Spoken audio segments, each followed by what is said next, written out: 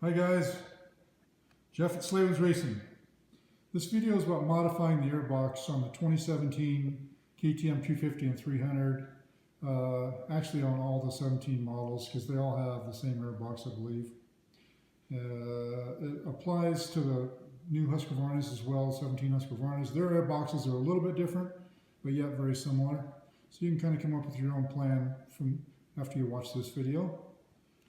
So I've gotten a lot of emails and calls on this, guys complaining about this, and they've also sent me in pictures and stuff of their own home remedies for this. So I'm just trying to come up with a sensible solution to help everybody out here. So let's start off with looking at my 2015, which is the same way they are from 16 all the way back to 08.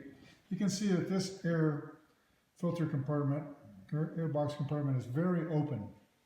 You can easily see the air filter.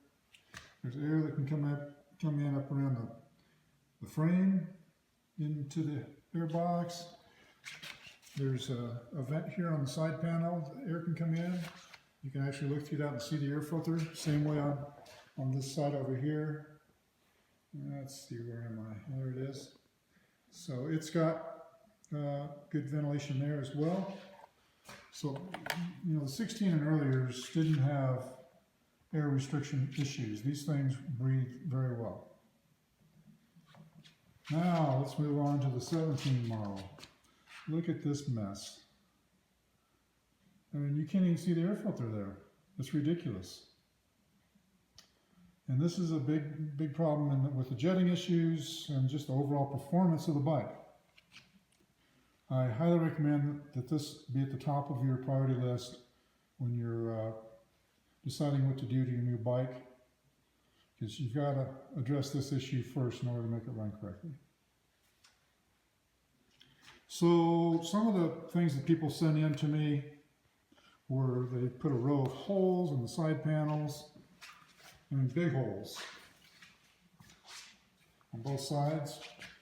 And although that's very effective, I don't like the look of it at all, and it's very problematic during any wet conditions. Even in the middle of summer, when it's hot and dry, crossing deep streams here in Colorado, that would be a problem. Back east with all the mud races and all the different mud rides, you would have problems. So the 17s, there's no vent on the right side panel, like there is on the earlier models, and then there's this vent on the left side. Now I've got this panel partway off so I can pull it off easily during the video, which I'm going to do right now. So it does have good access here, except for it's blocked. So it's blocked with that plastic piece right there, which used to sit over here on the side panel. You can, I don't know, I think it went like that. Anyhow, I just cut that off there. You can cut that off with an X-Acto knife or a hacksaw, or whatever method you want to use. And that will open up the side panel. So from there, I'm going to remove this gas tank. I'm doing this by myself, so I'm going to yank this off here one-handed. Hopefully it comes off.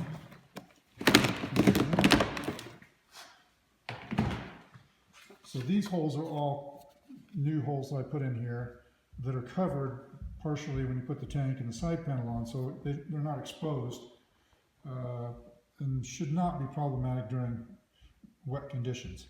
Now, no matter how you do this, you know, cutting holes in plastic never comes out pretty. I used a hole saw, and although it's very functional, I don't really like the look of it, but thank God I don't have to look at it because it's, like I mentioned, it's basically covered up.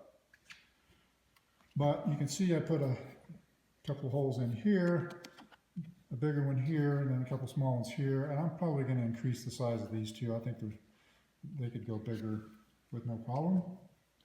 And then underneath the CDI box, I put in a big oval. I just took a hole saw and cut two holes, and I used an X-Acto knife and joined them together.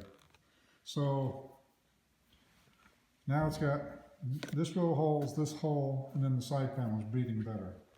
And like I said, I still think it could use a little more help, but this made a huge improvement on the way this bike runs, especially from the mid-range on up, but it also helped clean up the carburation at low RPMs as well. Trying to think if there's anything else I want to tell you about this. I don't think there is for now, but you know, you can come up with your own plan. This is just one approach.